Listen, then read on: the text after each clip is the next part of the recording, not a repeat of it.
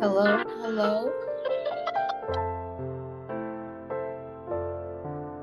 Had a little bit of technical difficulties. Okay, I had a little bit of technical difficulties and I'm back. Thank you all so much for joining me for a new sip and chat. I appreciate every single one of you. Good evening, Miss Tamika. How are you doing? Welcome. Thank you so much for being here for today's episode. Hi, Lorena. How are you doing? Welcome. And the link is in the chat for Miss Nexie. So I wanted to say to all of you loved ones, how was your week? I hope you had a great week um, so far going into the weekend. And we have another great topic, and I can't wait to get into it. We're going to talk about that when my co-host, Miss Nexie, gets up here.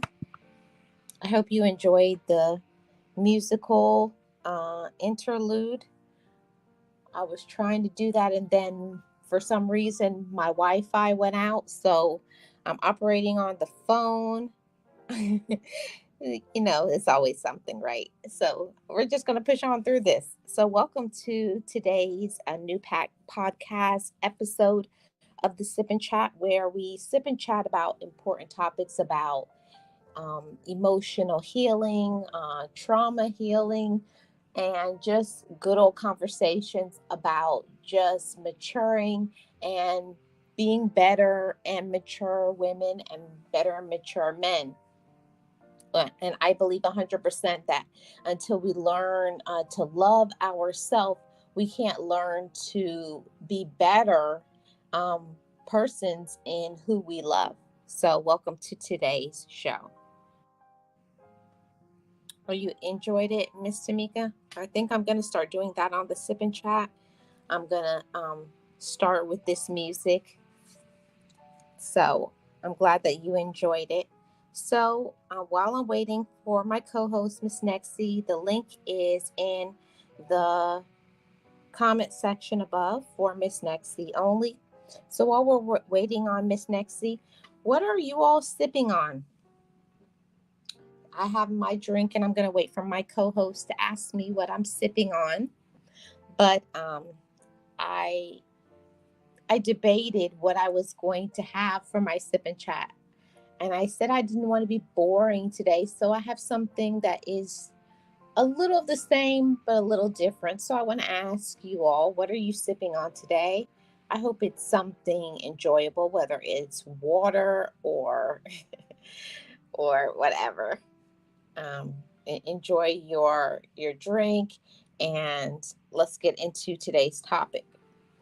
Today on the Sip and Chat, we have a topic, a relationship topic, and oftentimes in relationships, hmm, we get into our relationship or we get the person, but are we doing what it takes to keep that fire burning? So when my co-host hits that link and comes up, we will entertain that. But I wanted to say, I hope you all are enjoying the sip and chats every week,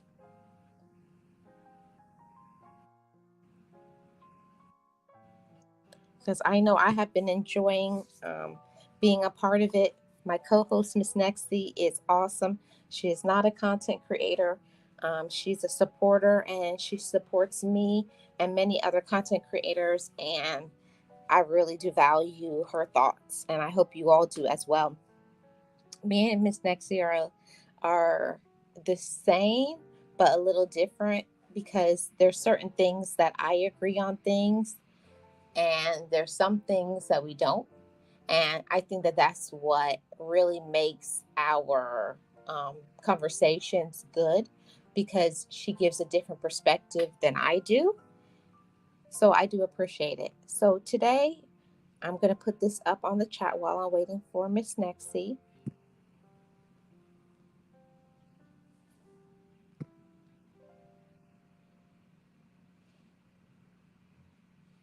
I want to go to the chat and see who is in here and ask you all, how are you doing on this Thursday?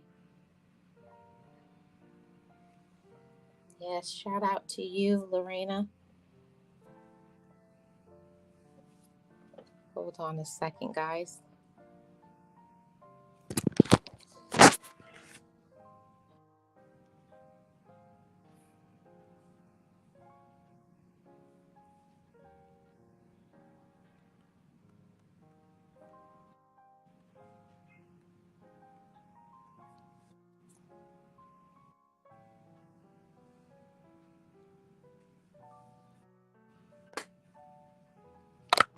So while I'm waiting for my co-host, Miss Nexie, I wanted to say to all of you, I hope that you all like and share this with a friend, because this is going to be a great topic.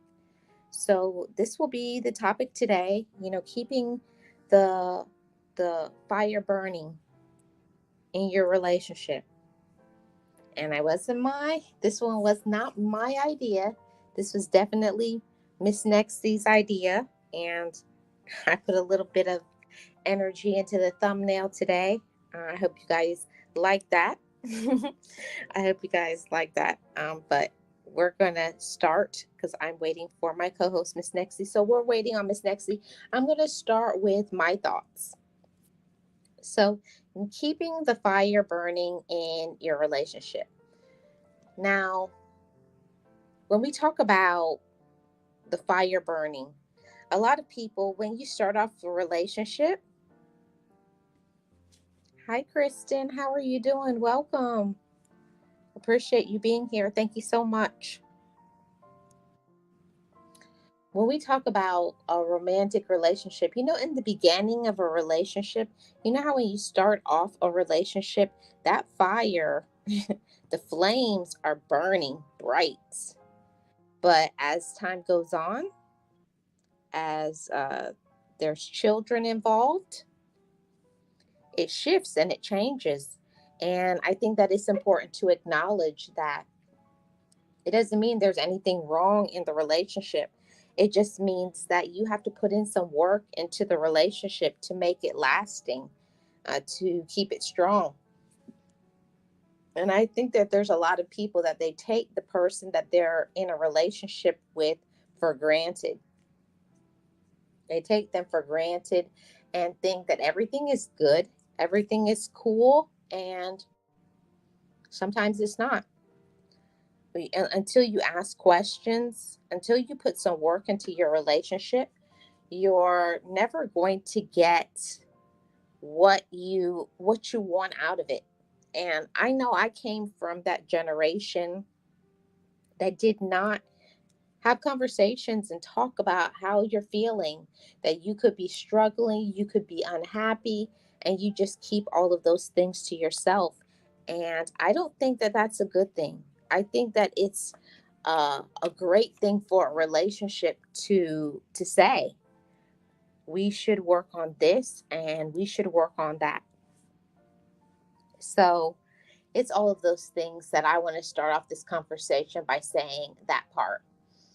You have to communicate your wants and your needs. And I think that it changes a little bit.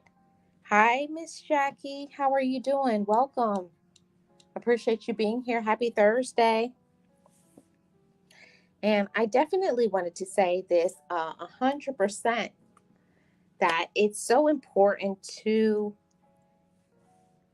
have good communication in a relationship. I know for sure I've been in relationships and I have not had good communication. It has been absolutely miserable. I don't know how many are in relationships like that. When you're not in a good relationship, a good, healthy relationship, you don't communicate what you're feeling, what you're going through. And it does take a healthy relationship to make you understand that it's okay to say how you're feeling. It's okay to be going through some things, and that doesn't make you have a bad relationship. It just means that you're human.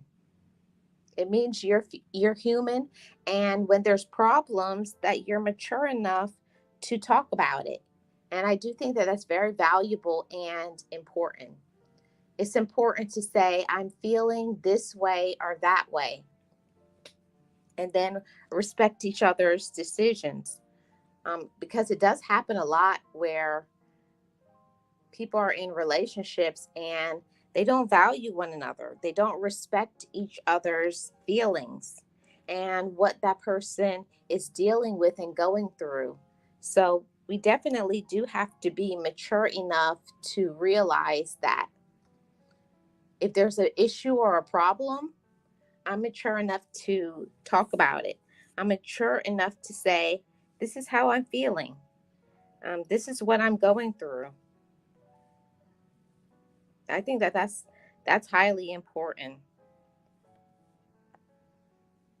That it's important to say, this is what I'm dealing with, this is what I'm going through, and then push on through.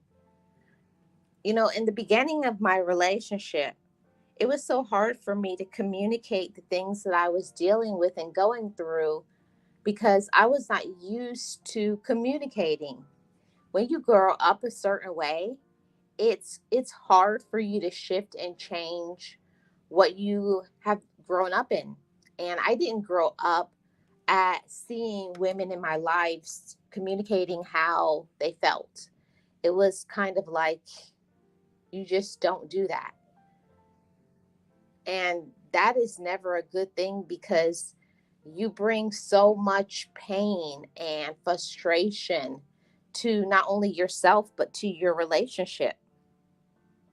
If you're not being served in a way that you need to, the way that you deserve to, especially when it comes to romantically, um, the intimacy and all of those things, if you're not getting the things that you need, it's kind of the reason why the relationships break down for many reasons. And a lot of it is because you have to keep those flames. You have to keep the fire alive. You have to. And if you don't, I hate to say it, but if we don't fan the flames of our spouse and significant other, there will definitely be somebody else that will. But today I want to stay on the mindset and the spectrum of being loyal in your relationship, being mature enough to have conversations, being mature enough to communicate, this is what I'm going through, this is what I'm dealing with, or could we try to work on this in our relationship? I find that, you know, many times, I can't say speak for all women because every woman is different. I'm just speaking for myself as a woman, that when I didn't know myself yet, I didn't feel comfortable saying what I wanted, what I needed, what my desires were, because I don't know, I just felt like embarrassed or ashamed, but at the same time expecting for the things that I wanted, needed and desired to happen, which is ridiculous. It's ridiculous for us to want something, and it goes on both sides. It's not just women. I know that there are men who do the same as well. We kind of think that our spouse, significant other, boyfriend, girlfriend, is just knows things about us, or they should know we've been together long enough. And just because you've been in a relationship for a long time, it doesn't mean that that person knows exactly what you need. You know, if you never have a conversation about, I like this and that, you may never get the things that you want and need. And it could be just as simple as saying, can you try to do this? Or can you try to do that? Or can we try to work on something like this or that? Something simple. Because if you don't put work into your relationship, it's going to turn from okay to not so good. And then your eyes will start roving. I'm just being real and honest, as a woman. A lot of people don't know how to be real and honest in a relationship. If you don't get what you need out of a relationship, that gets old really fast. And a lot of times it starts from a breakdown of communication in the relationship, a breakdown of, just being honest and saying, I want, I need X, Y, and Z. Hey, Journey with Kiki, how are you doing? I'm doing great, Queen. I appreciate you so much. I hope you're having a great day, Kiki. Yes, hey to everyone in the chat. Yeah, you have to know your love language, and you have to know the love language of the person you're in a relationship with. And I had no idea. I had no idea even about my significant other's love language because I'm going to be honest. I was selfish. I wanted what I wanted out of the relationship. And I felt like as long as I was happy, that was the only thing that is important. But it takes two people to be in a relationship. Well, it should be. You, like my mom said, and my mom was married for 52 years. And she always told me that a good relationship is made up of two good communicators. You know, a relationship is made up of two good communicators. And if you are in a relationship and there's one person that never wants to open up and communicate what they're going through, what they need, if are they happy, and there's not a respect there, there's not a sensitivity to the other's wants and needs and feelings, if there's not respect there, and there has to be mutual respect in a relationship. I can't speak for everyone in a relationship, but I'm speaking for myself. When respect is not there for me as a woman, and I know that a lot of men, they always say that, it's about respect, it's about respect. Yeah, it's about respect, but respect goes on both sides. Respect cannot be given to someone if if you're not being respected too. So yes, while it's important for the wants and the needs of your partner to be fulfilled too, how do you talk to that person? Do you only talk about what you want to talk about, and then the things that are important to me, are those things important as well? I think I had to understand that part too.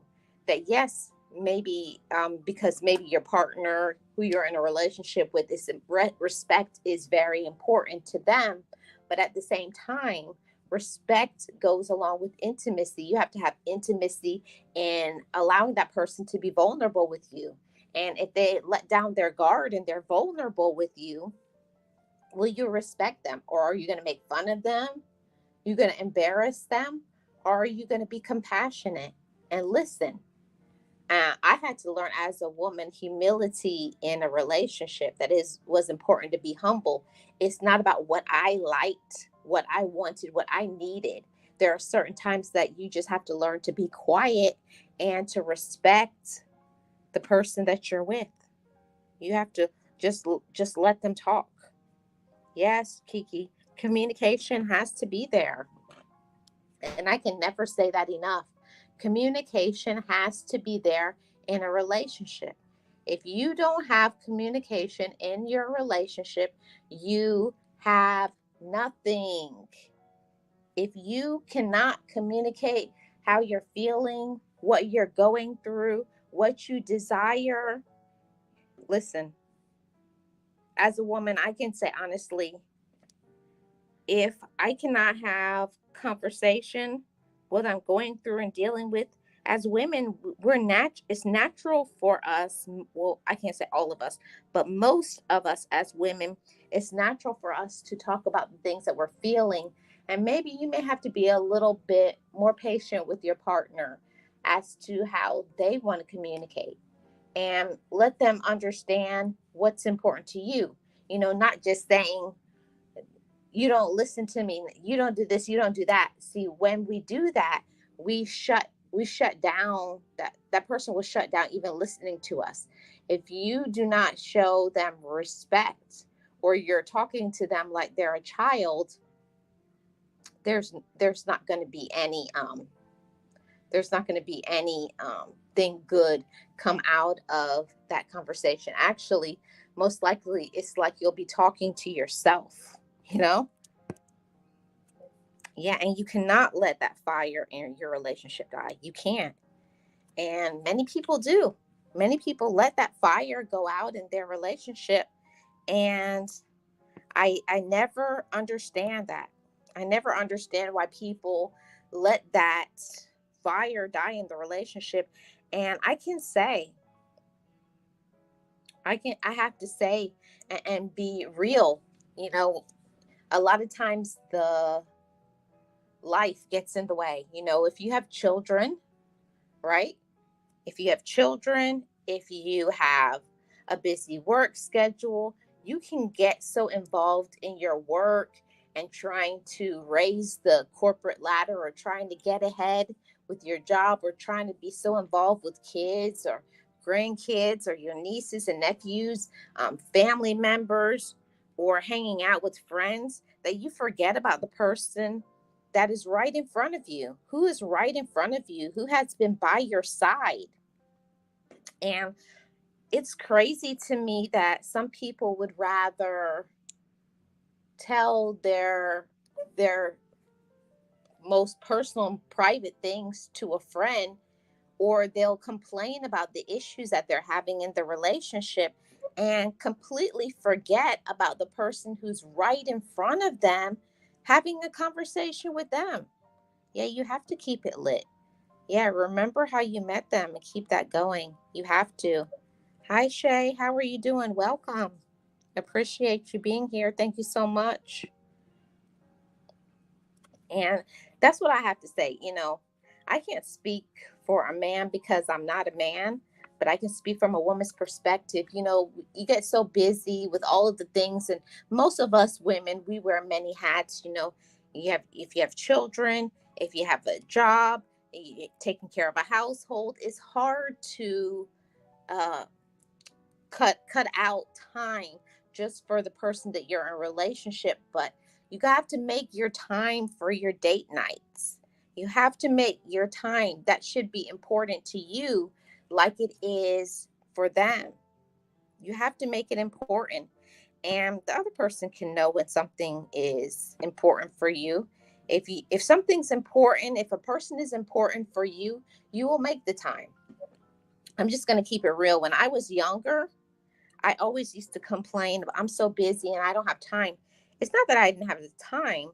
I didn't want to make the time because it was something that was not valuable to me. Like, say, for instance, something that you don't like to do, that's what your partner does. Of course, you're going to not find the time because it's not something that you enjoy. But, you know, I had to learn about compromise in the relationship. I believe 100% that's how you keep the relationship going. It's compromise. All right, we do something you want to do this time. The next time we do something I want to do. And we're not going to show up with that negative, arrogant air like, oh, when are we leaving? We're going to make it enjoyable. Let your partner have some fun and support them in being able to enjoy what it is that they like. Thank you so much, Shay Love. I truly appreciate you. Welcome to membership.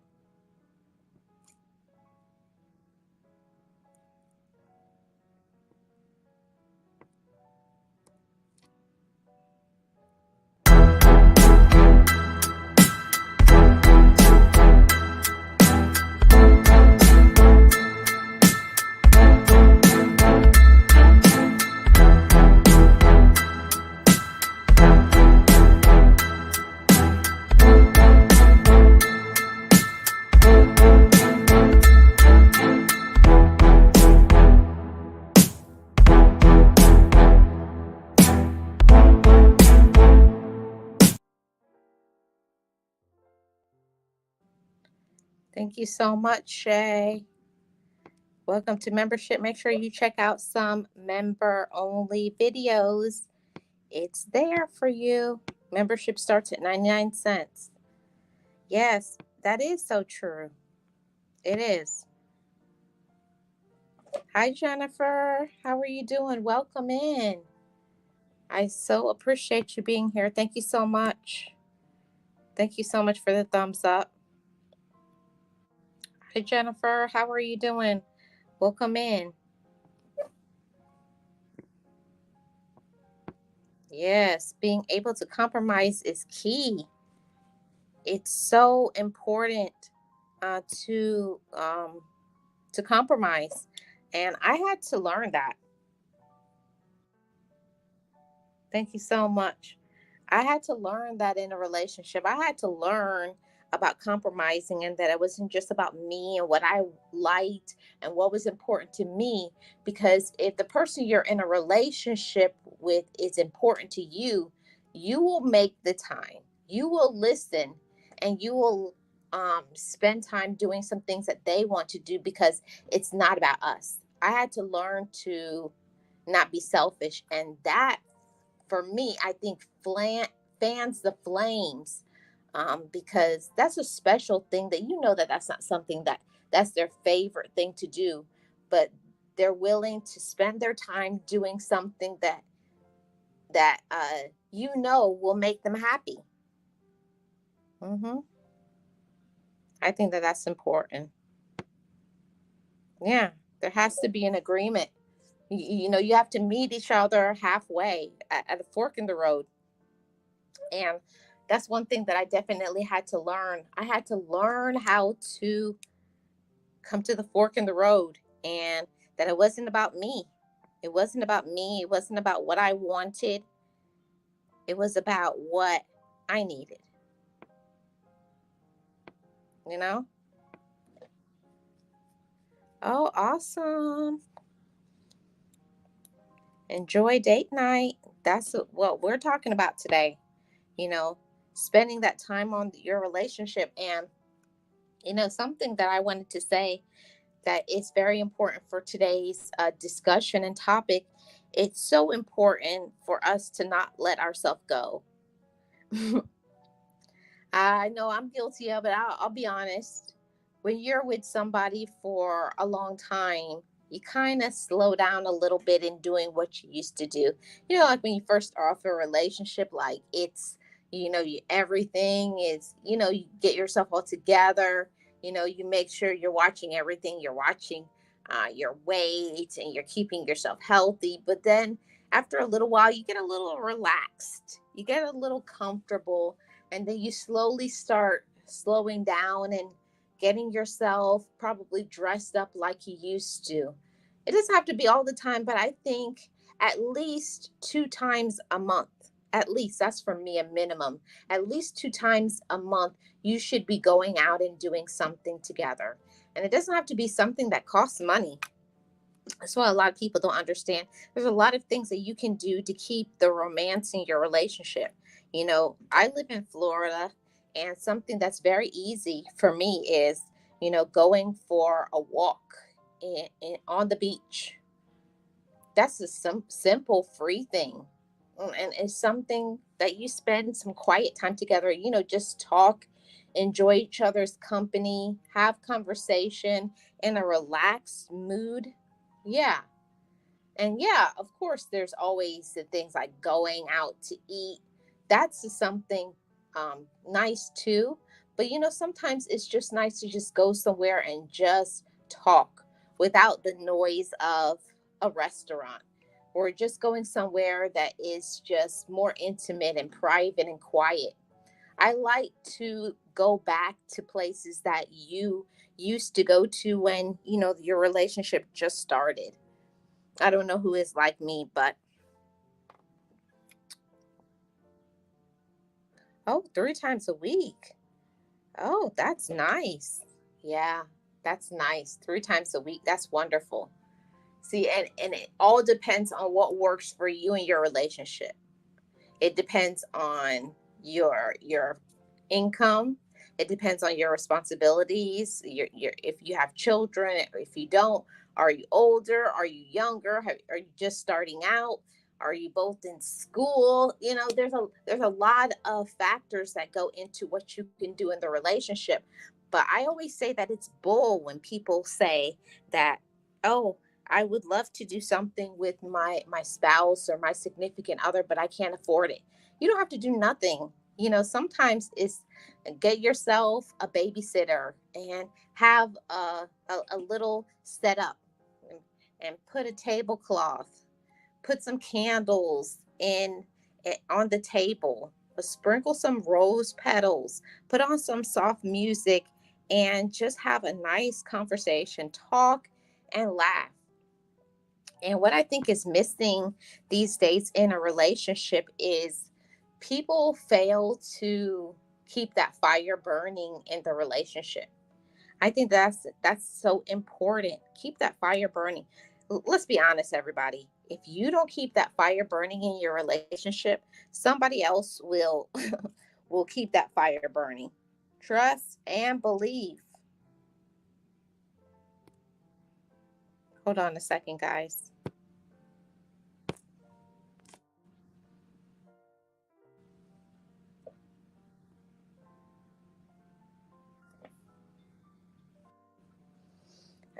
I think that's one of the things that I think is so important.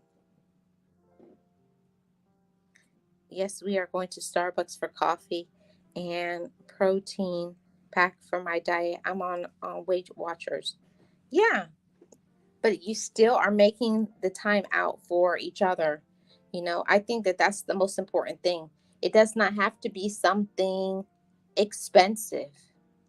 It does not have to be something like this whole big ordeal, extravagant or expensive, but just the time, just giving each other of your time. I think that that's important. And for me, it's the surprise, simple little surprise things like packing a lunch. That's something that I think that is really super sweet in a relationship, and something that I enjoy. We pack each other's lunch. I pack his, he packs mine, and I think it's sweet because when I'm eating, I'm thinking about that my baby made me something to eat. I think that's super sweet in a relationship, having somebody that will make you something. And especially like me, I like to put a note in there. Maybe I put a flower in there, something. So I just want you to think about me while you're eating, or I hope you're having a great day. I love you so much. You never know when, it's at lunchtime. They probably were having a horrible day. And then they open up their lunch and, yeah, and then they think of you. I think that that's so sweet. Yeah, you save money. Yeah, during these times, well, I think honestly, you have to find ways to save money. So for me, I feel like it's a bunch of malarkey. It's a bunch of hogwash when people say, "I would love to do something for date night, but I can't afford to." It's free to do things. You don't have to spend any money if you really want to. But the thing is that a lot of people just don't want to. Yes, I love prep meals. Me too. Yes, you have to. You have to let each other know how much you care.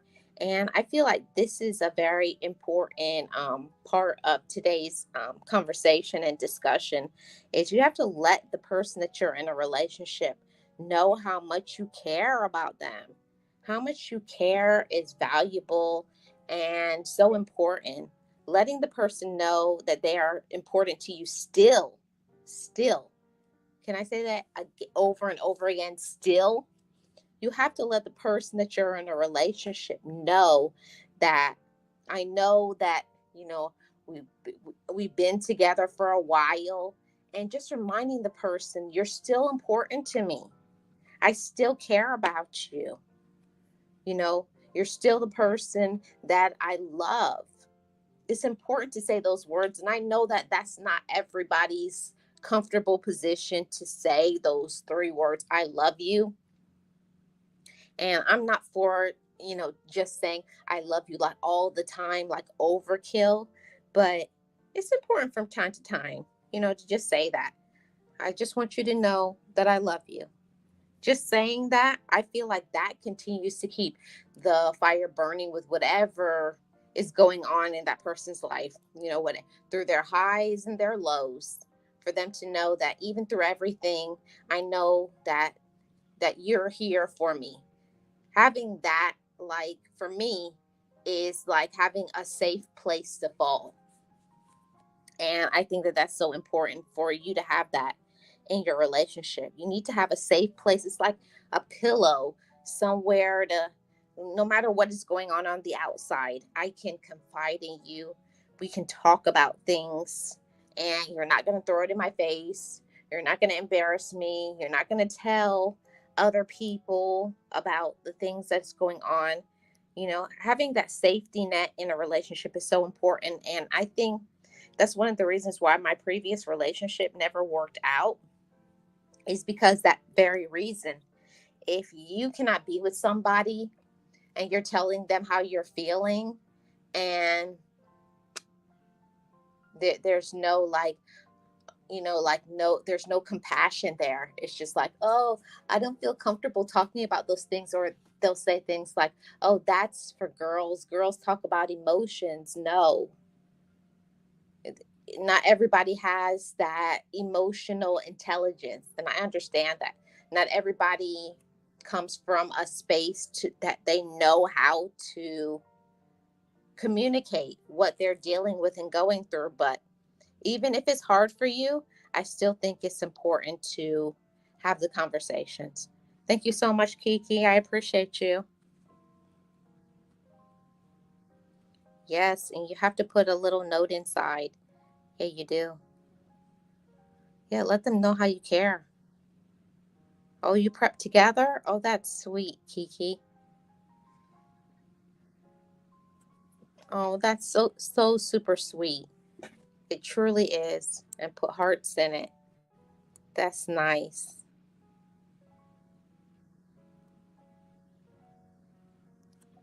I'm disabled, so I hang on to him and hold his hand to walk and do my steps. That's sweet. See, it doesn't have to be big things. It doesn't. It doesn't have to be big things in a relationship. It's the small things. It's having the confidential talk. It's having the communication. You know, one thing that I will say is that you have to learn each other. And a lot of people don't understand that you could be in a relationship for 10, 15, 20 years, and it does not matter. There's always could be something that you can learn about the person that you're with. Playing board games together, asking them certain things like, what's your favorite color? What's your favorite music artist? What do you like to do for fun? There's a lot of people that they're in a relationship for a long time and they've never had that conversation. Like, what is your significant other's favorite color? What is their favorite place to go to travel? What is their favorite drink? What's their favorite food? What's their favorite childhood memory?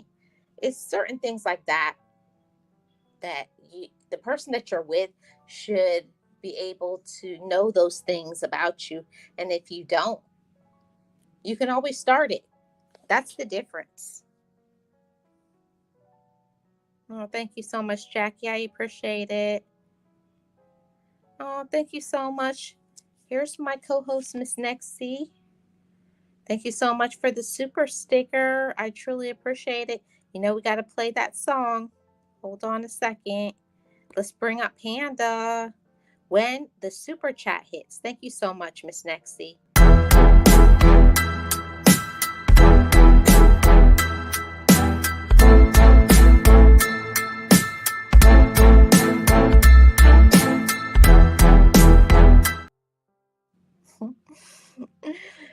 Yes, yes. Thank you so much, Miss Nexie. I truly appreciate you giving that super sticker. So, like I was saying, that I think that it's so important for us to have conversations just like this one. Let me put this link back here in the chat. And this is for Miss Nexie.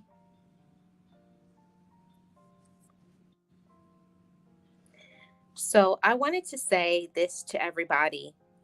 Being in a relationship is not easy. A lot of people just don't understand. I feel like sometimes it's easy to get in a relationship, but it's so hard to stay in a relationship. I don't know. You guys let me know in the comment section. Let me know if I'm on point or if I'm tripping. I feel like it's easy to get a person, but it's a whole nother person to keep the person. I see my co-host, Miss Nexie. Let's welcome her to the Sip and Chat. Hello, Miss Marlene. Hi, everybody. I'm so sorry I'm late, but you know what I was doing, Miss Marlene. Oh, no problem, Miss Nexie. We were enjoying the conversation. So, welcome to the Sip and Chat. Now, I want to say something there. You said relationships are not easy. Yes. Now, add children to that mix,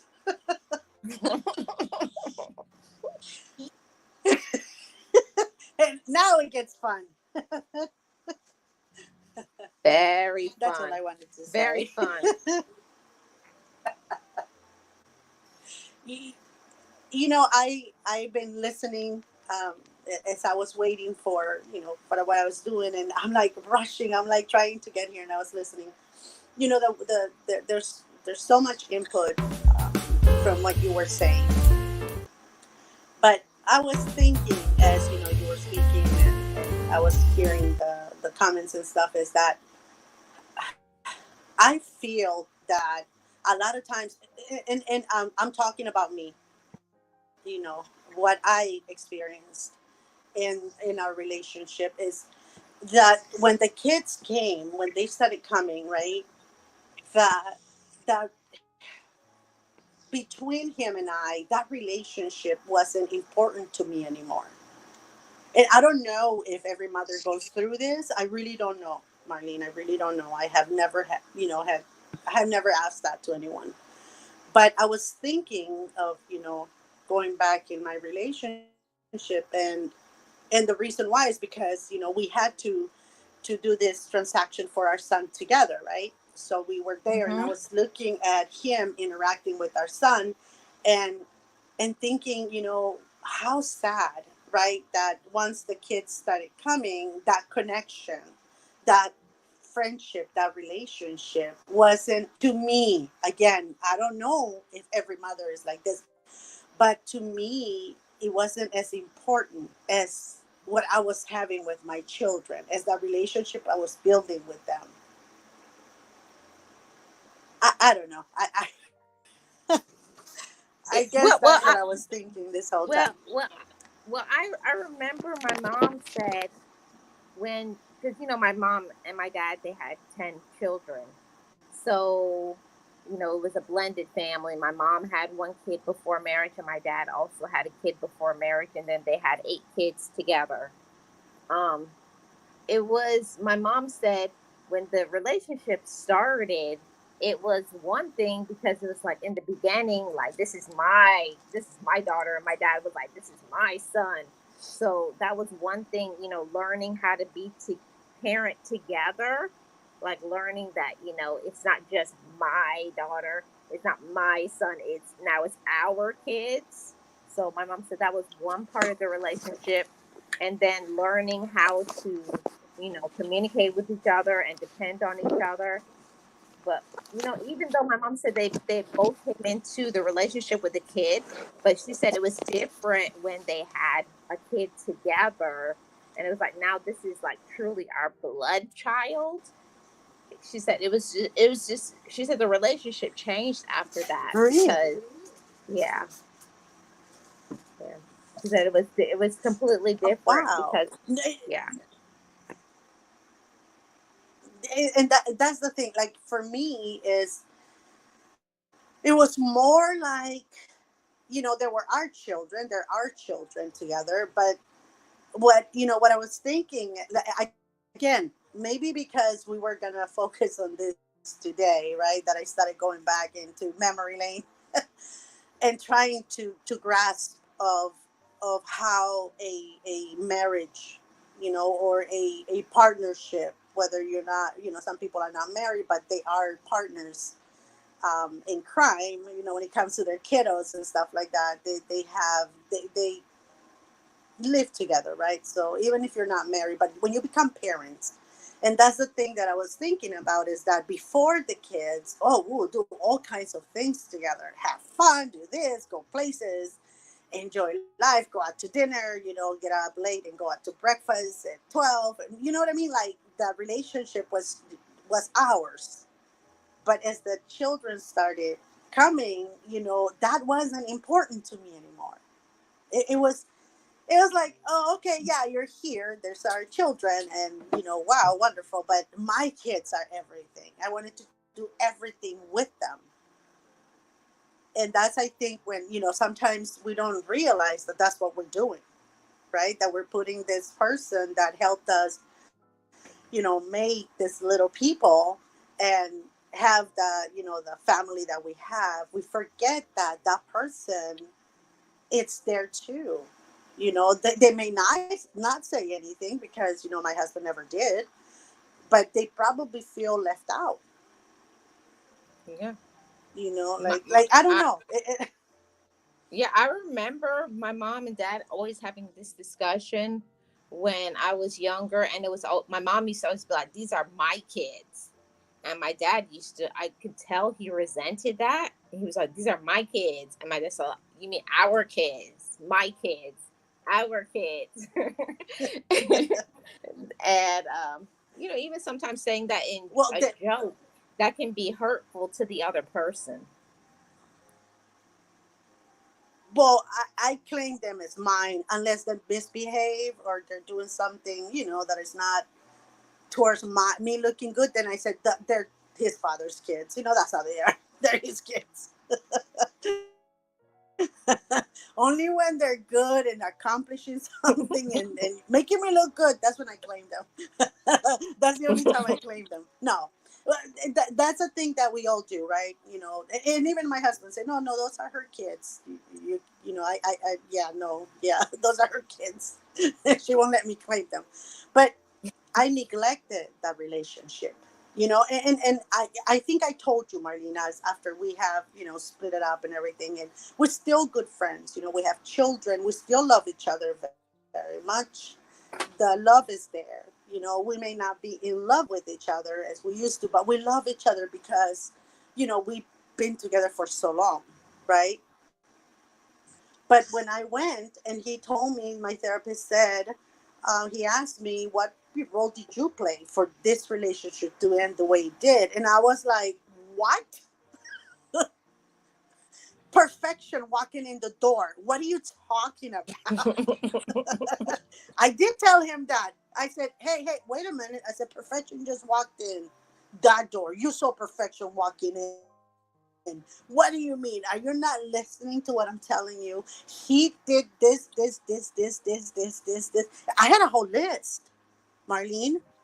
I had an entire list of the things that he didn't do, the things that he did that annoyed me, and the reason why in my head, I thought it has gone the way it did.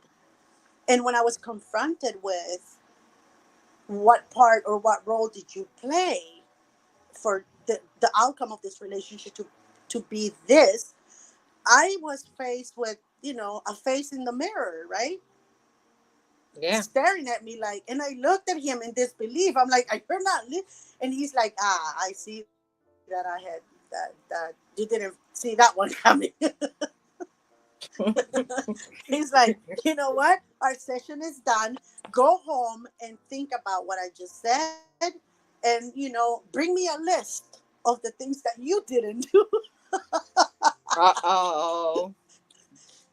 Yeah, and I was like, well, what, probably gonna have like 2 things in that list. He goes, it's okay, just bring me those 2 things that you think are gonna be on the list. And he says, if you're honest when you're writing that list, I'm pretty sure it's gonna be more than 2 things. I said, okay, your words against mine if we go to trial on this one. Well, let me tell you, that list was pretty long because the fact that he said, if you're honest with yourself, that list will be longer. Putting those words in my head gave me that I need to be honest. But I mean, Yeah. in my head, I didn't do anything wrong. I didn't. But putting that list together, and I still went back the next session I had the following week. And as we're sitting there talking to him, he told me, keep the list with you. And if you find, as we go along on our conversation, if you find more things, add them up to it. It's okay. And Yeah. if we are honest, my list was longer, to Mm. be honest. Yeah, Wow. yep. My list was longer. And again, it's when I said in the beginning, add kids to the mix, and yeah, it's a total different ball game, right? It's because that's exactly what it is. As I became a mother, that's what I became. I forgot, sometimes the part of being a wife. Hmm. Yeah, you forget those things. So, Miss Nexty, okay, we were talking about this topic, how to keep the fire burning in your relationship. What is one Go for it. what is one thing that you think is like the top of your list when it comes to keep that fire burning in What a relationship? And then I'll chime what in what what I I think mine is. okay. Well, what I did, because again, we were married for 30 plus years, right? The list I'm talking about was towards the end of our relationship. So what I did after, at one point, my mother-in-law, a wonderful lady, rest in peace now, she brought it up to my attention that, I haven't seen you guys take a vacation, together alone. You're always with the kids. When is your you time with each other? And I'm looking at her like she was talking a foreign language. I mean, she was talking to me in Spanish, but that's not the point. A language I didn't understand. and and then my mother-in-law, which I called her mom said to me, sweetie, when your father-in-law, or rest in peace now, she says, when him and I were together, we were married, he always used to be working during the week, but every Friday and Saturday he will pick me up at home. We will go out to dinner on Friday, and on Saturday we will go to a show. He would always make sure that I was out and about on the weekend. And we will go to a show, to either a movie, or a dinner show with dancers or a mariachi. And he always makes sure that every Friday I was ready and waiting for him. And the minute he got home, we'd take off. I had someone taking care of the kids, or if the kids got older, they started taking care of each other. But we always did that. He always made sure that we had couple time. And I don't, I'm not saying you should. What I'm saying is that I don't see you guys doing that. When she said that to me, it kind of like, wait a minute, she's right. I don't even know when was the last time we were alone together. So we started planning, vacations, weekends getaway. We started doing, I know, we both like, football. We both are very big fans of that. So I started taking it upon myself, because my husband worked so much, many more longer hours than I did, to make a weekend getaway in Las Vegas where we could go and watch the games all. We'll go from Saturday night. We wouldn't come back until Monday night, and we will be gone for the weekend at least every month during football season. Once the Ooh. summer was over, we will do it every 2 months, and then I'll make sure that we'll have Super Bowl somewhere fun because we both enjoy the sport, and that's how we were able to reconnect, Marlene, and continue to be the couple that we were before. Because what I started noticing is that, we weren't even having that, holding hands. We weren't even doing any of that anymore because I was so wrapped up in the kiddos that I forgot about my husband.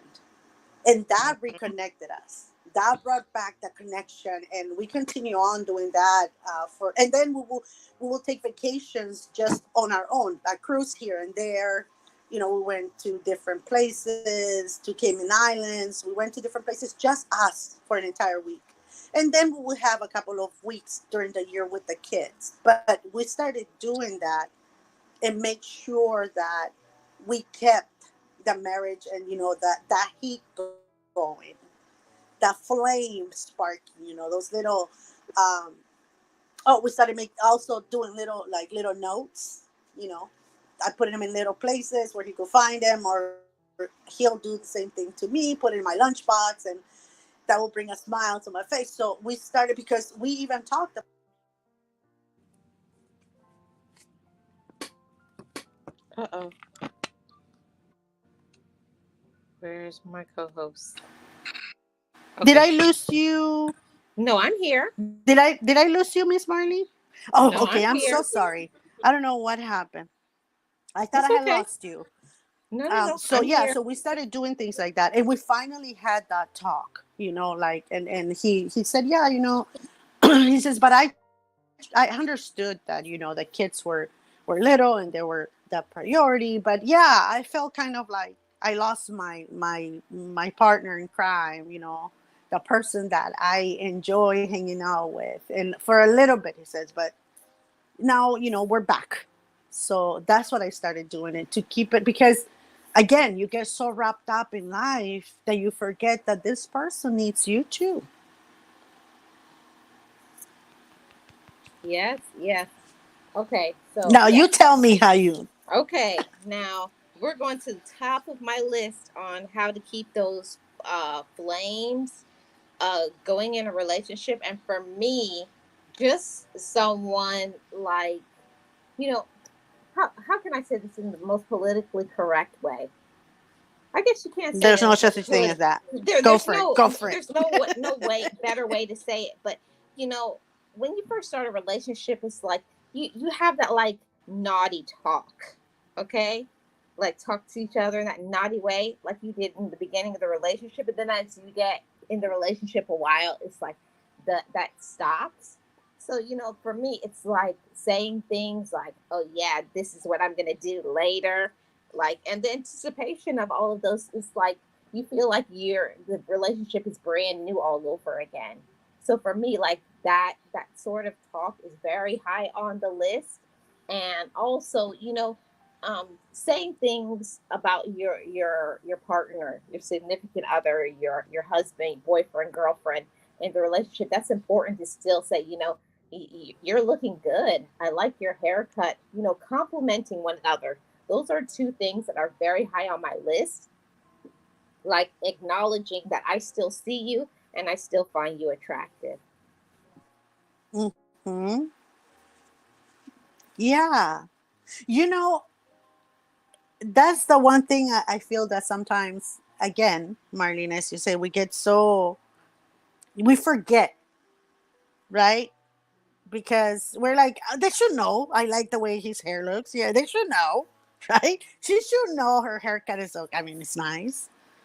We forget that we need to say those things for them to know that we actually are noticing the changes and that we like them because, you know, Yeah. And I'm not gonna lie, Miss Nexie, because I just have to say this. From time to time, you have to break each other's back, okay? You gotta do it. I don't know what that means, but it sounds funny.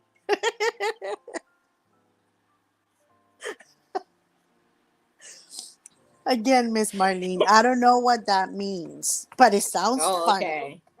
and I fun. think you know I think I know exactly you know exactly what I mean. Yes, I think I do. Again, it's the routines, right? They become routine, and that's the thing that I had to break. I had to remember that when I married my husband, I married a man without kids, right? When he married me, he married a person without kids. That we were first each other's everything, and that we should continue that way. Things happen, of course, as life goes by, as life gets lifing, right? Things happen, and sometimes you unfortunately don't end up together. But the years that we did and the ways we fix what I was, being, again, I wasn't even realizing that I was doing this, and I think a lot of us do this, Marty. But getting away for like a weekend, you refresh your entire relationship, becomes fresh again, till the next time, right? Then, even though you're doing routine things, the person, both of you understand that, yeah, this is what we have to do because there are children. But month or so, we're gonna go have fun, just the two of us. We're still just the two of us racing this group of little, whatever they are, these little brats, this group of brats that we're raising right now. But we're still the two of us, and keeping that attraction, because that's the one thing I sometimes, and I don't want to step on anybody's toes. Please remove them. Get your steel boots on, Oh, or okay. Hold on a second, Miss Nexty. I'm lacing up my boots. Hold on. I got lace one them up, baby on. I girl. got one on. Okay. Lace them up. Okay. I think I'm good. Okay. One thing I never understand is when both sides, I'm not going to say women or men, I'm going to say both, when they get married and they forget to look good, they forget to take care of themselves, they forget to, beautify, purify, enjoy, get facials, look pretty, at nighttime, get a new teddy or something. If you're not going to do it for that person, you do it for you. But a lot of us, and I've had a lot of friends that get upset at me when I tell them this. But I look at them and I'm like, girl, what are you wearing? This is how you go to bed? I feel for your husband. I'm sorry. I should have not said that out here, because she knows who she is. She's going to be like, oh my God, I can't believe you talked about me. No, but I didn't say a name. Didn't say a name. So, You didn't call hey, I'm any not, names. You didn't call any no names. names, no name. I mean, I've called her a few names, but that's not the point. But they forget, Marlene, that when we get dressed up, when we get, lotioned up, perfume Ooh, on, we look all glistening and exactly glistening, even if it's just to go to bed. That gives you, as a woman, a different perspective, because I know what it is to be a mom. You don't even have time sometimes. When, especially in an emergency, if the kids have something, you go to the hospital and you notice that you're wearing two different colors of shoes, one with the heel and one with the flat, yeah. because you're so worried. Or your shirt is on backwards because you just threw it on and ran out the house. Yeah. Yes, I get that. I get those emergencies, and you make fun of that. But when you're home and you're saying, well, he knows how I look when when we go out. Yes, but you're doing it for you, keeping yourself happy, looking in the mirror and saying, oh my God, I'm looking good today. That brings a different aura. It brings a different everything on you. You're more willing to, you know, be more active, more attractive, more. It brings a whole different you. And again, I was becoming that person, right? That mom, until when I told you my mom, my second mom, my mother-in-law, she said to me, no, no, no, no, no, no, go get your hair fixed. I've seen that you haven't colored your hair for a few months. Go get it done. I'll take care of the kiddos. And that's what you're gonna wear. No, no, no, change. You do it for you. Says you have to look pretty for you. And from there, everything changes. You start remembering who you were before the kids. Says, I don't understand how people can go out. And the one thing she had a big thing about is when people will go out with on their pajamas. You know how people go to Walmart Mm-hmm. sometimes, or I shouldn't say any names, but go to different places on their pajamas. And I Mm-hmm. think you brought that up too the other day that we were talking about. Well, she had that thing because back home, women don't behave like that. Oh my God, you going somewhere on your pajamas? Oh, you'll be criticized by the whole town, Yeah. right? So she was like, I don't care where you go, just put a little shine on your lips, make yourself feel pretty, make yourself feel Mm-hmm. good, and from Oh, oh, that, everything and and else, and all, and also, Miss Nexie, I have to interject. And for the guys, go for it. putting on a little bit of cologne and a fresh haircut, that will raise an eyebrow. Yes, it will raise two on mine. Really, it will raise two on mine. We're like, oh God, did he just pass me with that whiff? Woo! Okay, yes. Oh, going back to mom mode. I'll be following that guy, sniffing all over. Yes, a Yeah, nice I'll be haircut. like, Uh, ooh, I'll be like, ooh. I said, is that a fresh haircut? Ooh. is that the only thing that is fresh? No. Again, but this is the thing, though, Marlene. If you get yourself, even if it's just, taking a quick shower, getting something cute to wear on, and just you put a little lipstick, whatever it is, you feel pretty. You feel like, oh God, I feel like I'm not just a mom, right? And sometimes we're so wrapped up in that, especially for me. I'm speaking more for me. I was so wrapped up in that a lot of times I would forget. And thanks to her bringing these things up, you guys should do this. You shouldn't just be here. You should fix yourself. Don't just go like that. You're going out and about. And on that note, it gives you a perspective that not to let yourself go, not to forget that you were a couple and you were an individual before everything else. Yeah, and my it's kind of like, I don't know if it's a Jamaican saying, but it's something that my mom always told us, especially as girls. She told the boys too, but she says, especially she says, as a woman, never throw yourself away. Like, never look like Mm-hmm. yesterday is trash. She's like, it does not matter. You have your kids, you have your life, you're busy. She's like, yes, you do it when you're in a relationship, because you want to make, the person you're with look at you like, yeah, that's who I'm with. But at the same time, you do it for yourself as well.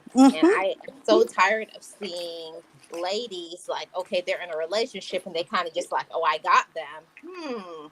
Are you sure you got Mm-hmm. them? Because people don't stop having eyes and looking the opposite direction. So if you think, okay, oh, I got them, I was like, are you sure you got them, but can you keep them? Exactly, Marlene. And that's the thing that a lot of times you are so busy with everything else that you forget about the most important person, and that is you. And I don't know if you've noticed that when you start, like, you know getting yourself all dolled up, pretty up, and if you have your partner, that person's like, hey, wait, I'm not gonna go like this, I'm gonna change, I'm gonna match you. We're Mhm. gonna go together to do this. And that's the thing, is a lot of times we forget that having children doesn't mean you don't have a romantic relationship with your partner, that you don't have to keep that romance going. It doesn't mean that you let yourself go, and you don't do it for that person. You do it for you, but from you doing something good for you, that person benefits, and vice versa. When the men get their hair cut, they look nice and clean, nice and shaved, with that cologne on, you're like, ooh, I'm gonna go get myself nice. It goes both ways. And I have to say that, keeping that fire going in the relationship, especially I can say for myself, like when you start going to the gym, if you like, if one partner starts like going to the gym, losing weight, looking good, you kind of inspire your partner. Like even if they're not a person to go, they're not a gym rat, always wanting to go to Yes. the gym. But if they see you're, they're going to probably go for walks or go and do some other things, because if you start looking so good, you're gonna be like, I got to keep myself up too. Look how I want to they keep match. themselves. Yeah, I'm gonna match. I'm gonna match that energy. There you go. Exactly. They're gonna match. And again, we do it for us. We do it to make us feel happy, and in return, we make our partners happy.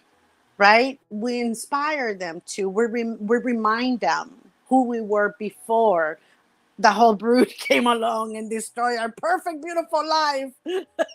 I'm kidding.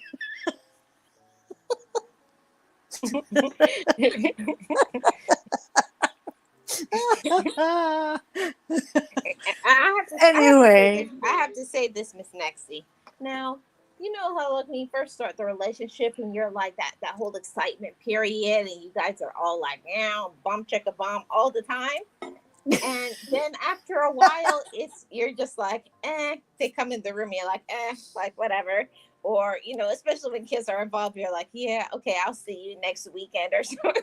Like it shifts and changes, but you kind of have to learn to adapt, to square out some time for the person that you're with.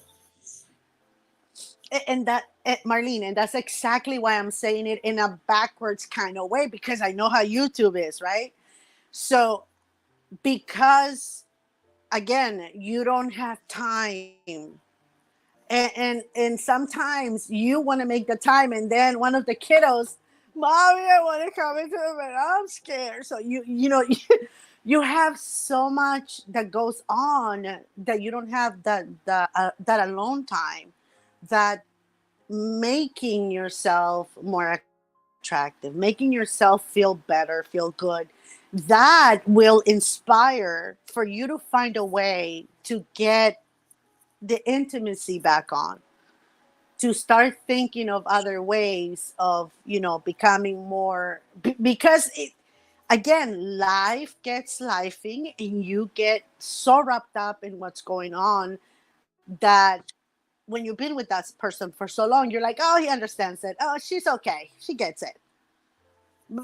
But I gotta say, most of the time is us girls who say, I'll see you next week. Yeah, it is. I'm stepping on some toes. I know. And I just stepped on mine. Ouch. It's Yeah. us who say, because I was married for a long time, and I know that you know uh, my husband wasn't the one, not one thing. It was mostly me, and that's the list. When I had to make that list, I noticed how many times, right, I was the one that you know didn't make it a priority, and it should be, Hmm. because there's so much calories that you burn on exercising. Oh my god, I'm not gonna go there. I'm never gonna outlive this. Oh my. Oh, see, And I'm but not talking at there's the gym. there, there's a lot of things there. There's leapfrog. There's slip and slide. There's a Yes, lot. There's a lot. that's slip and slide. That, The yeah, slip and yeah, slide is those very important, and that's how my mom cartwheels. used to You do talk to cartwheels. me. My mom used to say, "Make sure you keep yourself at least a weekly slip and slide," and we used to be like, "Oh, disgusting!" End of conversation. Goodbye, mom. Again, it's something that when you look back, you start seeing that, hey, this moment was perfect, and I came home after that beautiful dinner and said, oh, you know what, let me put the kids to bed, and I fell asleep on that one's bed, and then went to my room, and it was already past midnight. You know what I mean? Those things, you start seeing how many times you made the mistakes that I was blaming the other person on. Because I'm serious, Marlene. I did tell him, hello. I said, perfection just walked in. Why are you asking me about this? Like, I'm sure it's going to be just a couple of things. But what I don't, I don't blame it all on him. That's the one thing that I learned is that both of us made mistakes, right? Both of us did. But Hmm. I was the one that wasn't available most of the time. Or, okay, if you want to. You know what I mean? Like, if I have to, okay, let's do that, whatever. It wasn't something that it was, you know what I mean? Like, I made a mistake. I know that I make several mistakes. I think we all do. We get so busy that that's the last thing that we think of. But you know what I think is important for keeping the fire in a relationship? You have to learn how to forgive each other. You have to learn to forgive each Yes. other for just being human beings, and not just thinking, oh, you're always trying to do something to me, or you're always doing this, and you always, when you put those terms out there, you always, you never, that's not good for a relationship. Encourage one another, and don't stay in that Exactly. negative space. Yeah. And again, and that goes, how can I put it without making it sound weird? But Oh, that goes go on ahead, in Miss French. Mexi, go there. In No, that I'm saying that goes on in friendships too, right, Marlene? I'm sorry, I'm gonna take it away from the um, romantic setting, the romantic relationship. I'm gonna take it off a little bit too, and go into regular friendships. That sometimes we have a good friendship going, right? We get something good, or we have a group of friends that, we got something awesome going. And then somebody drops the ball at some point. And then somebody else, oh, well, I don't know. I mean, I like that we're getting together every Wednesday to plan this or whatever, but I don't know. I might not come next Wednesday, or I don't know. I have something to do. And you start letting go of that fire that you had going on as friends, maybe planning something good, something big, and you have it, you let it just sizzle. That's it. Just let it go. And again, it's not a romantic, but we do that on friendships as well. Yeah. You have to, every good relationship needs quality time together, good communication, and forgiveness. You have to have that. That's Yes. the basis of any relationship. And now that you're on the topic talking about friendships, I do think that it's important in a romantic relationship. Your partner, you should have some sort of basis of friendship. Like, you guys should have some sort of closeness and Yes. be able to talk about things and trust. Like, I'm gonna be real. When you first start off a relationship, it's like, yeah, you have the sexual part of a relationship, and yeah, you can have I'm in a relationship, and people like to say, I have titles. I have a husband. I have a wife, boyfriend, girlfriend, whatever is your preference. But I have to say that I do think that it's important to have that sort of trust, that sort of basis to lay on, because let's just be real. Not all the time, 100% in a relationship, you're going to be like having good times. There's going to be the difficulties. There's going to be the times where you don't know how you're going to pay a bill. You're going to be arguing with each other. You're going to get on each other's nerves. But then you have to come back to that, the center, the balance of, remember when we first met. Remember when we used to do this. Mm-hmm. Sometimes you have to go and activate your old dreams again. Yeah, exactly. And yes, Marlene, by all means, you can have that friendship. You have to have a friendship. The only thing I always, because to me, and I'm going to be very honest with you, I have male best friends that they're brothers to me, right? I don't see them with anything else but my brother. We have such close friendship.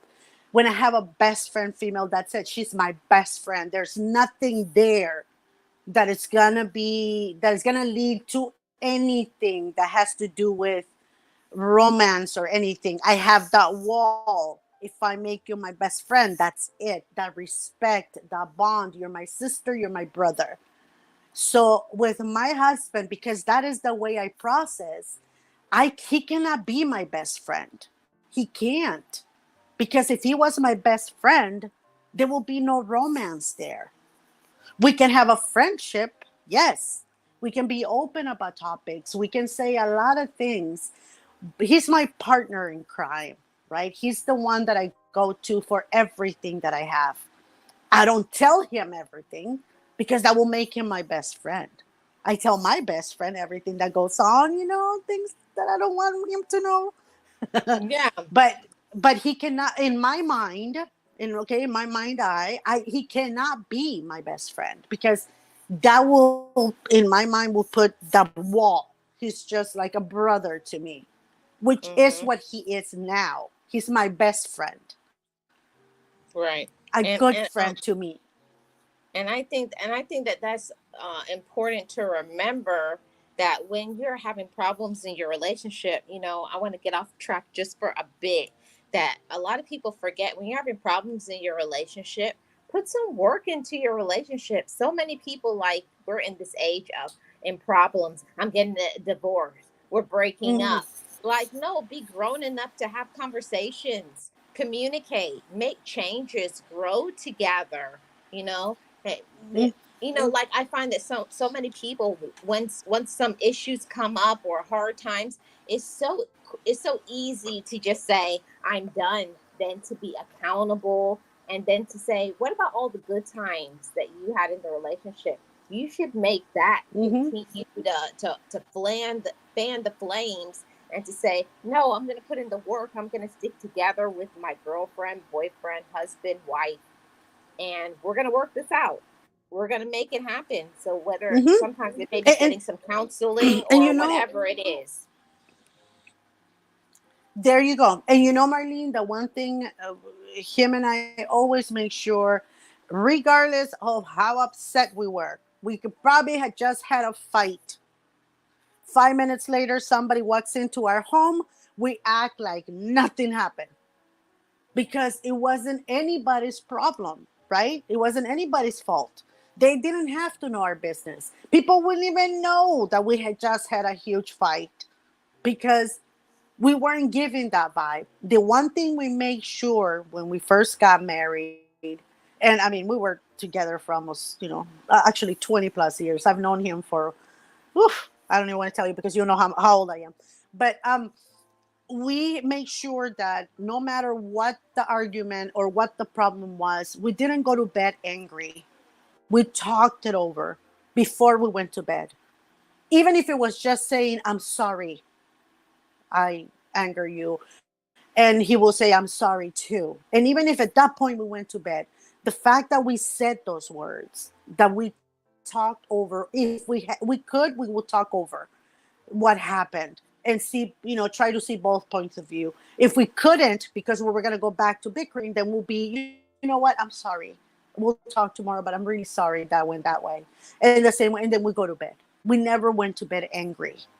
That was a rule that we made it a rule when we got married. Oh, and listen, Nextly, it never works, because when you're mad at each other, the whole night you're tossing and turning. Uh, uh, uh, in the Yep, bed. Like, I never have restful sleep when I'm upset with somebody. So you just have exactly. to And let if it I'm go gonna and be forgive tossing them. and turning in that bed, it better not be from anger. I'm kidding. Oh my god, I just said that. Oh, I'm sorry. Take it back. Delete it, Oh, Marlene. Delete okay. it. Retract the statement. Nobody heard anything. See, I just deleted it like the old You're school such a one. Yeah. liar.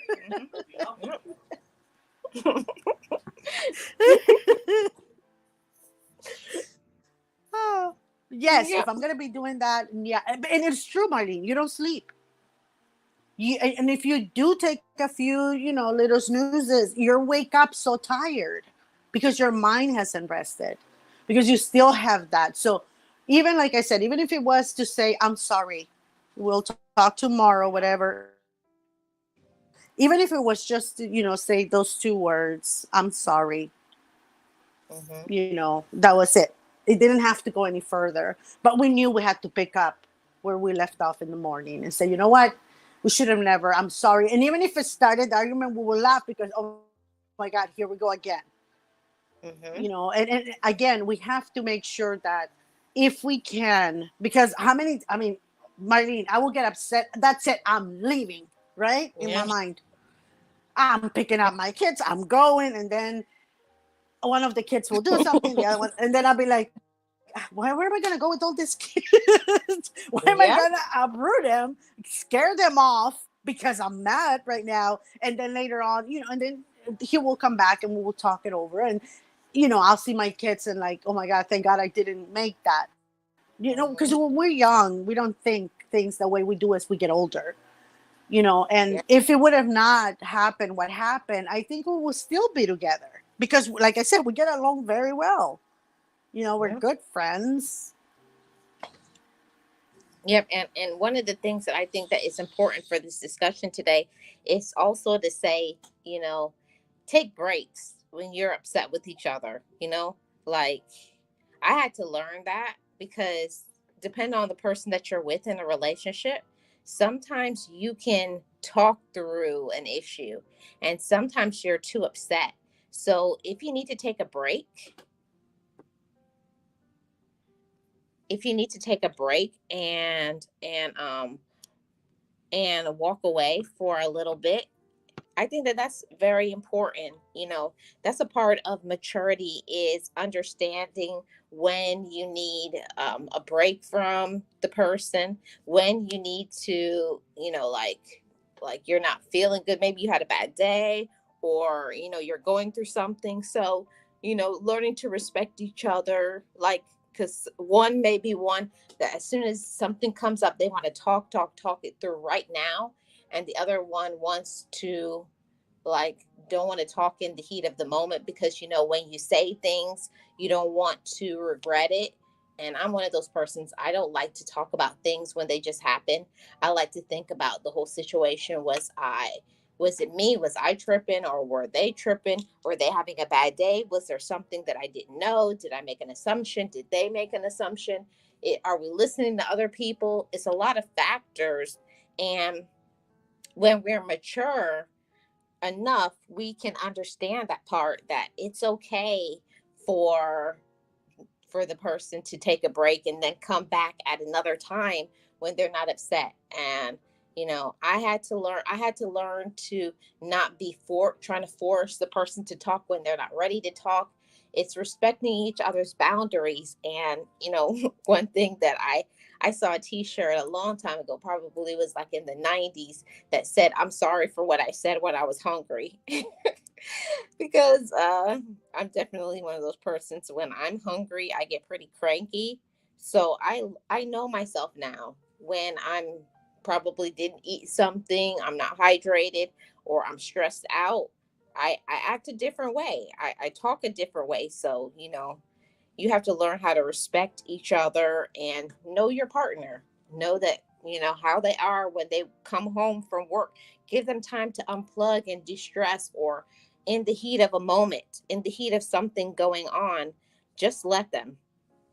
Okay? Just let them be themselves, and don't try to force them to turn into being something that they're not. I think that that's important.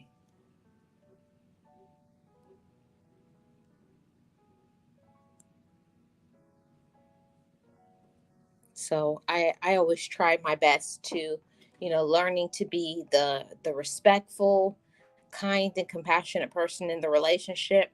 And sometimes one of the best things that you can do in the relationship is just learning to just zip your mouth and just not saying anything, because depending on what it is, they're not going to come to your side and you're not going to go to their side. So, being a mature person, you got to come to some fork in the road and to say, sometimes we're going to agree to disagree. It doesn't mean I don't like you. It doesn't mean I hate you. It just means we're different people, different perspectives. And then you just move on, forgive one another, and just say it's okay to disagree. You don't always have to agree with everything in a relationship. And that used to make me mad. It used to make me mad a lot. It really used to make me mad a lot when I couldn't get what I wanted, or I couldn't get, the person I'm in a relationship to agree with what I'm saying. That used to make me mad for real. But I think that that's a So you wanted to control get thing. your way all the time. I wanted to get my way all the time, and it used to You know, make me upset that, like, why can't you I just agree with me? I'm always right. Like, what's wrong with you? Don't you see that I'm always right? No, I'm more of the type that if somebody's yelling at me, I don't answer back. And I think that bothers people because I'm not engaging in in the confrontation. I think that a lot of people don't like that. I just stay quiet because I'm the type of person that I will take in everything you're telling me. And when I'm ready to give you a piece of my mind, it's going to be something that I will never regret. I think it over and over and over. And even if it takes me weeks to get there. But when I sit down with you and I bring up everything I'm going to, and even if it's the end of a friendship, right? Because maybe that's going to break it. I have to. I have to think it over first. I cannot answer back because my fear is always that I don't want to regret what I'm gonna tell you. And but people get upset because you're not engaging, you're not answering, so they get more upset, and they say more things that they have to apologize for later. But I'm not like that. I can't.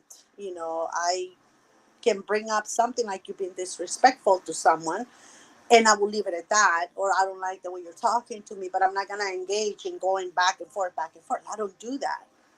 And so when I sit down, and I dish it out, it's something, even if it's offensive or whatever it is that I'm gonna say because I've thought it over and over and over, and this is the only way I can get the point across.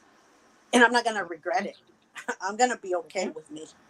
And that's the I, whole point, is that I have never been able to be that type that engages and goes back and forth and calling each other's names. I mean, I've been in parties, family things, that family get on this fights, and they're doing it in front of everybody, and they're yelling at each other, they calling each other name, mother and daughter fighting, or daughter and dad, and it's a whole bunch of in front of everybody, and I'm thinking, what are you doing? Like, what's so wrong with you people? Because that's how I think. It's like, what the heck? What's wrong with this family? But they are used to doing things that way. I don't see the point because nobody's right, nobody's wrong, and nobody's right, and nothing gets solved because you're not listening to both sides calmly. You're both, upset. I'm glad you said that, Miss Nexie, because I think that that's very important with keeping your relationship strong. You have to understand that there's certain things that you tell nobody about your relationship. There's certain things that you only keep between you and your spouse and significant other. That's your relationship problems. I think problems come into relationships when people Mm-hmm. interject their mom, dad, sister, cousin, friend, and they'll tell the issues that are happening in the relationship to other people, and they're not having the same conversation with the person they're in a relationship. And I'd be like, what are you doing? Have you talked to your husband? Have you talked to your wife? That's like, no, I don't want to hear this. No, Exactly. no, go back And to your man or your woman. oh, you know what? You can tell your best friend something, right? You can Hmm. talk to a best friend. You can, try to get the point across. What do you think, best friend? Do you think this is the right thing to do? Whatever, because you guys have a relationship, Right. together that has been there for a while. Your best friend can keep your secrets and give you good advice. That's the reason why she's your best friend.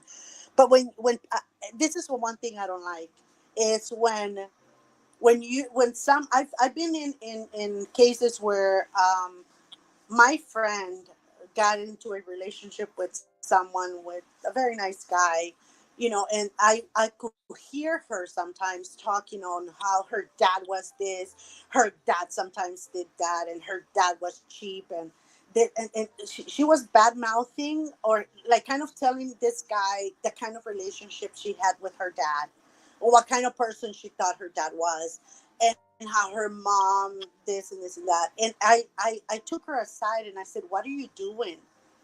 She's like, "Well, I want him to know." I said, "No, you're not allowing this man to go in neutral and form the relationship that he wants to with these two people that are important to you, your mom and your dad. You're poisoning his head." And that's something that a lot of people do, and I don't understand. I don't think that's healthy, because even though you have this kind of relationship with your dad, it's because you have a history. Who knows how many times you've done crap to your dad that he resents because you're his kid. But I don't feel that it's right for them to poison their partner when it comes to family. Allow them to have the relationship they're going to have neutrally. Now, if they come to the same conclusion you have, that, hey, you know what, I wasn't wrong. I'm glad I didn't tell him, because now I know I'm validated that my dad is this, or that my mom does this thing that I don't like. So now I'm validated. My husband or my boyfriend or my girlfriend, whatever, sees it as well. So it's not just me. She is annoying. But when you Exactly. poison, you don't allow the closeness that he can have with your family, or that she can have with your family, because you're Yeah. already putting something in their head. Like, I don't know. Yeah.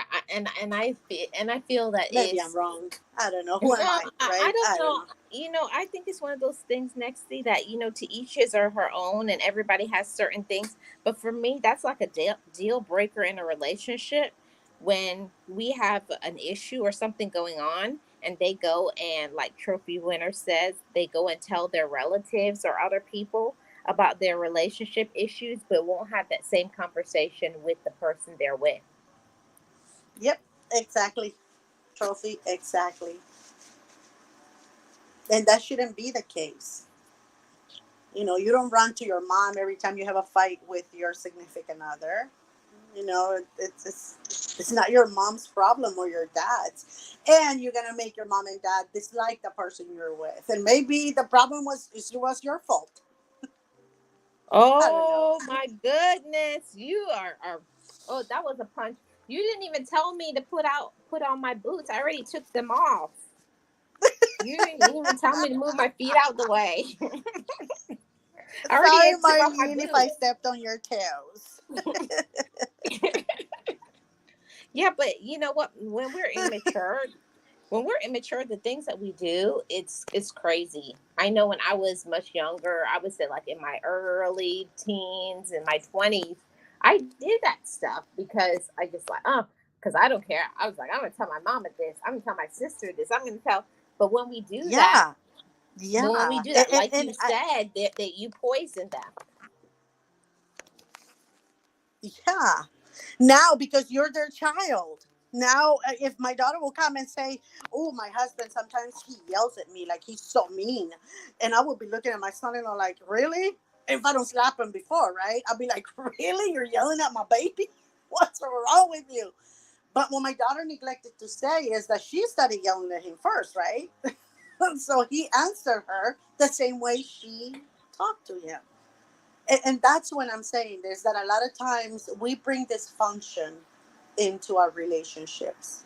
And then we try to blame everything on the other person. Like somebody here that we know, right, Marlene? Wink, wink, Mm-hmm. was Wink, trying wink. to do with that wonderful therapist. And he's like, "Oh, really? Perfection coming through? Okay." We because we are all human. We are all dysfunctional. We're not perfect. Nobody's perfect. Some of us Oh, are Miss close to Nexie, it. Miss Nexie, did you know that we didn't even talk about what were sipping on today? I didn't. I went right Oh over my! it. I was so late. I was so late. I was so late. But if you would have asked me what I was sipping on, okay, I will say water because I was rushing through and I grabbed the water and I was like drinking that water because I was so late. I was so rushing. What are you sipping on, Miss Marlene? Well, I had a spritzer. It was a tropical, like a tropical, Hey, yeah, tropical spritzer with I lot. got a tropical It. spritzer because I'm so bougie. Ah, I have to be so different. You Next, know she I'm gets plain bougie. old I'm not water, but changing. Marlene is bougie. She gets her little spritzer water with blah blah blah. Go on. Listen, What poor listen. next? She At, gets just at plain least, water. at least I'm drinking water now, and not only vodka or tequila. I'm I'm Oh doing man, that better sounds these good. days. Mm, I could have had a tequila. That would have helped a lot. Never mind mhm, that. Never mind that. We're not saying mm. that here. Yeah, we're not saying that. We're not saying that. But Not yeah, at all. Not that's at what all. we were But I'm sipping on. very happy, Hmm. bougie, Yeah, that you're drinking your yeah. bougie water. I'm drinking my bougie water. At least I'm You're drinking some water. Yeah, I'm proud of myself. Yeah. oh yeah, it cannot just be plain old water. Oh no, it's bougie No, Marlene. It has to be no, a no. bougie water. I can't do just plain water. It has to have like a lime twist at least, or a lemon twist, or so a flavored a seltzer. I I can't don't know just. if you just heard that. Did you hear that? My eyes are rolling. Did you hear that? They rolled Oh, all the way to I heard the them. back. I heard them. No, I actually heard your eyes rolling around in your head. I heard that.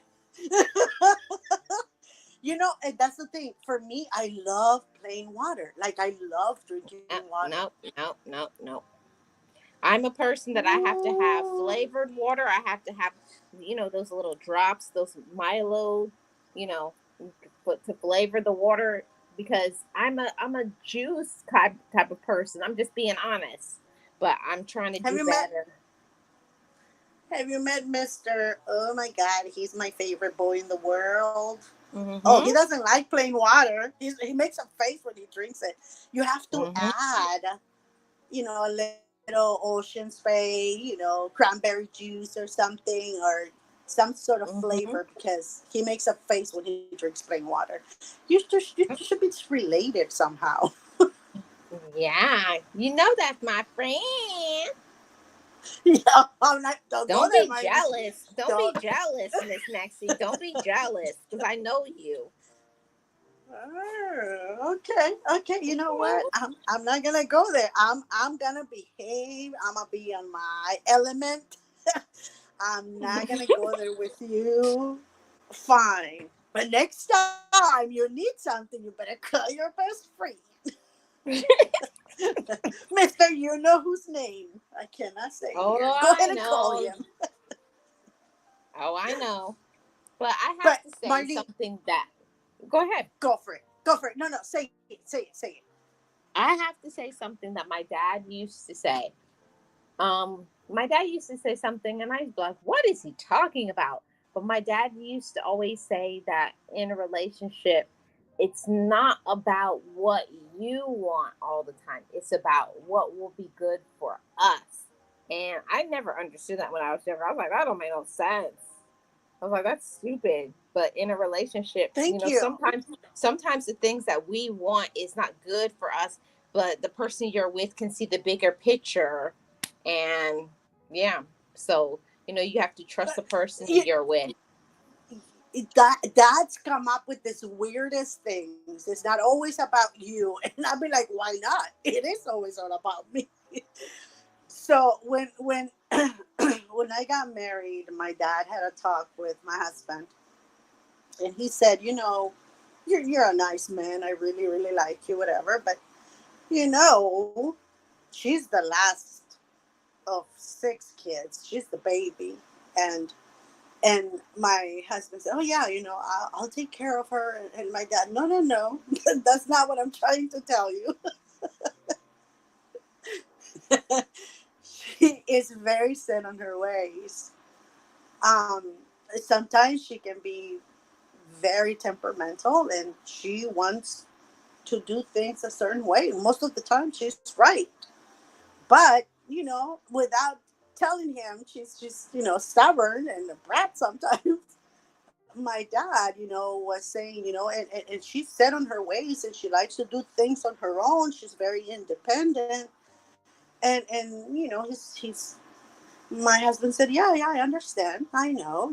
He's like, no, what I'm trying to say, he says, because, even though we're both, Spanish, speaking, and we're both have similar backgrounds, he said, you come from a country where women are, they do as the husband says. So if that is your mentality, you're marrying the wrong girl. Yeah. And I was looking, and my husband later told me, because I didn't know. I was looking at my husband when he was telling me, like, he said this, like, yeah. I go, do you believe him? He's like, yeah, now I do. And this is like 5 years into our marriage. But what my father was trying to tell him is, if you're, because of the way, you are, the way how you were brought up, if your thinking is you're going to be able to control her and make her do whatever you want, you're barking at the wrong tree. Yeah. That tree's gonna fall on you and splash you, and you're Yeah. not gonna move it. It's not gonna, because even though I am set on my ways, I always triple think what I'm doing, Marlene. I don't just react to things. I have to think it through and calculate everything. So I'm like that since I was little. So what my father was trying to tell him, if you expect blind obedience from this person, you it's not going to work. I've been Mhm. trying for the past 20 years to change her. Yeah. It's not going to happen. So so we had to come to an understanding that, we are pretty much, we were the same, right? Same. We had pretty much the same. He was a little bit more um boisterous when it came to arguments. I'm more quiet, but we were both hard-headed and stubborn and set on our ways. So we had to compromise in the ways that we could, Mhm. right? And the Yeah. things that we didn't and we couldn't compromise on, we looked for loopholes. And when you're married for 20 plus years with someone, it's not something that you learn overnight. There's a lot of compromise there. There's a lot of things that I had to learn to understand that that's what he likes to do. Even if I don't like it, I have to respect it. I don't have to like it, but I have to respect it because he likes it. Right. And I'm I think, petrified of heights. Oh, I'm sorry. Go ahead, Miss Marlene. I no, think I interrupted. I didn't know you were saying something. Finish your statement. Oh, no, yeah. What I was saying is, I'm petrified of heights. I'm petrified of things like that. Certain critters make me really like nervous. So even though he liked to hike or fly or do certain things, he didn't have to understand, but he respected those things that I have, those little quirks that I didn't like, and so we work with each other. We compromised a lot, and we came to an understanding of that when I'm in that zone, that I'm getting, anxiety, you have to let me think, you have to let me process it, right? And things like that, Marlene. Learning to understand, learning to give and take, that spices a relationship. That's what I was getting at. Mhm. Those are the little Yeah. things that makes those flames keep on going.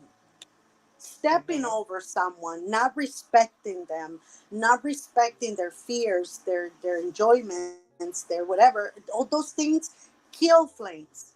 But if you continue to, I don't understand it because I really don't get it, but I respect it. You give that person space. The flames continue to grow because you fall in love with that person all over and over and over again. Yeah. That's how I And do it. I will add to that. Is that when you meet somebody, we can't think that people have to be forced into our mold of what we want for them.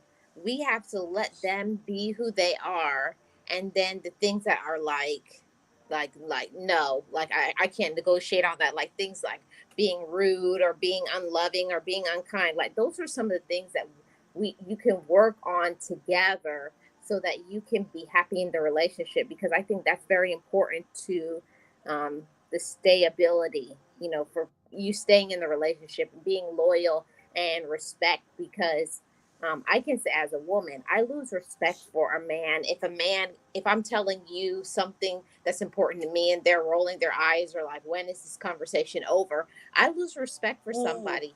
Respect goes on both sides. You want me to listen to you, or for the decisions that you're trying to make, but when I'm trying to tell you something that's important to me, how can I respect somebody that does not care about my feelings and what's important to me? e- I had to, exactly. I had to let the person that I was in a relationship know that, while I'm trying my best to respect you, but I cannot respect you if every time I try to talk about something that's important to me and you're like looking at your phone, or you're Are you done doing yet? something Are you done yet? else. Yeah, or like, okay, that's enough, or trying to talk over me. Respect doesn't just happen automatically. Respect is earned by the way you treat each other. It's not one side, I can do whatever I want and you do whatever you want. That doesn't work. You both have to find ways to show that you respect and love each other. That's what keeps the flames um, uh, hot E- and on fire, is when you can exactly. respect each other to help them to grow. Yeah, Hmm. and again, you don't have to agree.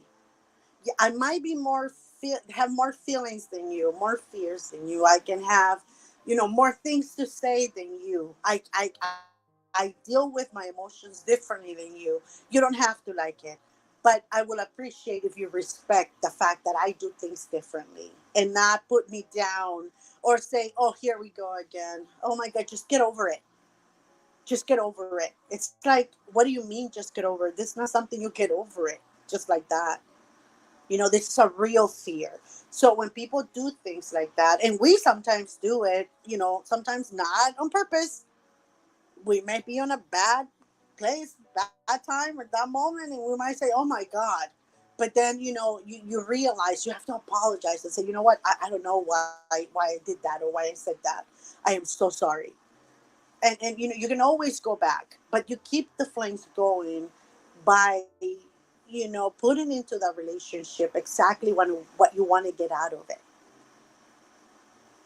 Because I don't care how many beautiful houses, amazing cars you have on the outside, how much money you have in the bank, if you don't have the currency that you need inside the home as a couple, those things don't matter. They don't bring you happiness. You just sit in a car that heats up the seat. I mean, it does more than the relationship does. It heats it up, but it doesn't bring you anything. Hmm. It's meaningless when you have nothing in, the relationship. One of the things that I learned in a relationship is respect is not the outward display, like the things, the material things.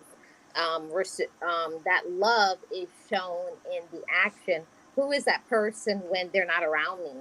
Do they like talk about me behind my back? Do they share my personal business? Do they clown me? Like, some people think that it's funny to talk about their spouse or significant other in front of their friends and make fun of them and all kinds of things. Like, that's like, no, you don't do that. That's disrespectful. Very, very disrespectful. That's Very so disrespectful. disrespectful. And the thing is, again, we live in the same house, and I've seen people that have been married for a long time, and I've seen both sides of the spectrum. I have seen couples that have the marriage down so beautifully. You can tell how much they love each other. They're in their 70s, their 80s, and you can see the love that they have and the respect they have for each other's and for each other's feelings. You can see it, the way they treat themselves and they treat others. And I've seen couples in my families, right? I've seen both sides of the spectrum where they've been together for 50 plus years and you can tell how miserable they are. You hear how the Yeah. wife expresses about the husband, or how the husband is so fed up with her because, oh my God, there she goes again with another ailment. And you see that they're not happy, but they're still there together. And you're like, how sad that you have been Miss for 50 years. Miss Go Nexie, ahead, Miss Maria. I think that's one thing, Miss Nexie, that is not a good thing. Like a lot of people think that it's such yes, well, I think it's nice when people stay together, but it's people who stay together and they're happy, like they're growing as people, like they look good, they're well taken care of. I've seen people who are together and they look haggard and just worn Mm-hmm. down. That They can to me, stand each that other. shows that the relationship is not refreshing to them. Has So, never been refreshing to them, because if you've been together for 50 years and we have seen this throughout the years, that means this relationship was never supposed to be. But in your time, you didn't get divorced, you just stayed together. That's what I got out of it, because it's back home, right? But then I see my other aunts and uncles that they're so happily married for 50 years, and that they pass a year from each other or 6 months from each other because they're so lonely without that person. And mhm, they had nothing. I see my aunt and uncle who are very wealthy, they are miserable together. And I see my other aunt and uncle who are poor as dirt, very poor. But they were so happy together, so content with what they had. They went everywhere together. They slowed, they were speeding up through the years and slowing down at the same speed together. And that is beautiful to see, because you're like, oh my God, these two really found a person that was meant to be with them, their other half. mhm. And But then you see this other one, and you're like, every time you're in their presence, you feel the negativity, you feel that right, unhappiness. right, and I feel that a lot of people think that happiness in a relationship is so fixated on material things. Now, don't get me wrong, Miss Next, because I'm bougie. I'm bougie. I like my nice I things. I can tell like my by the quality. water. Just saying. Yeah, I like my nice quality things, but at the same time, that's not the most important thing to me. For me, the most important thing is a person who wants to spend time with me, that wants to communicate and just enjoy each other's company.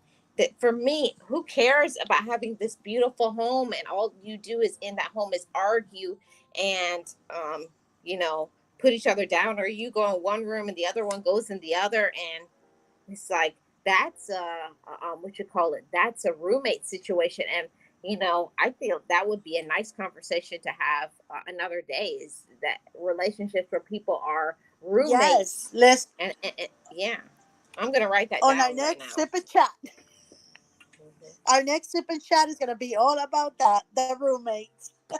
Yeah, yeah. So what we'll talk about it when we get offline, but something about roommates. Yeah, Yes, but ma'am. I think that this has been a great discussion. Any final words, Miss Nexie? The only thing I think that from someone that had been with someone for so long, and even though we're not in that romantic relationship together anymore, we have a lot of respect for each other. We still respect each other's feelings.